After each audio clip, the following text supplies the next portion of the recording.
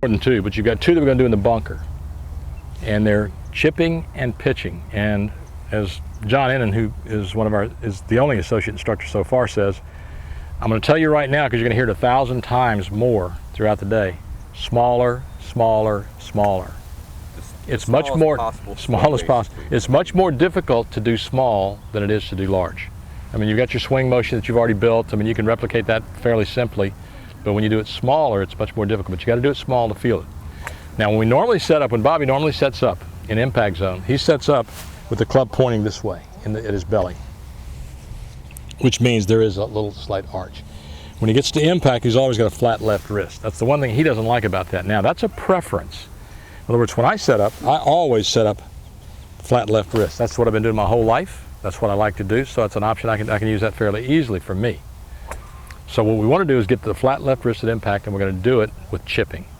And chipping has very little wrist action. And Bobby does the drill slightly different than I do. He does it from a chipping position, which means feet this way, ball back, and like that. I personally like to see a full setup so you get to replicate the impact position. So what I want you to do is set up like this with the ball, or the line we're going to use here in the middle, and watch what I do now. See how small that is? Watch what happens here in my lower body. Notice I've got a little kick. That's the pivot, the workhorse. That's what drives the downswing. Kick and turn, kick and turn, okay? Bobby calls this the follow through, right there. That's straight arm position, both arms straight, that's the follow through. This is the finish. So where you're going on this chip shot is here to here and stopping right there. That's all you're going to do. I'll demonstrate this to you in a second. The second one you're going to do is a pitch shot. And that just means you're starting to add the third dynamic of loading the leg and lagging the load. So it's going to be a little bit larger swing. And that is here to here. Just more, not quite up here, not there, but here.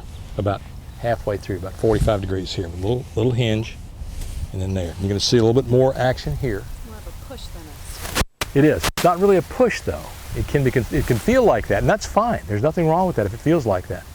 But you're going to start with this, so it's going to be that. The only reason I'm hesitant to say it's a push is because if you think push, you start with this, and this doesn't work. So what you're going to want, and you want to get to your left side, you want about 70% of your weight, 80% of your weight over here, and you finish up with the chip shot and the pitch shot.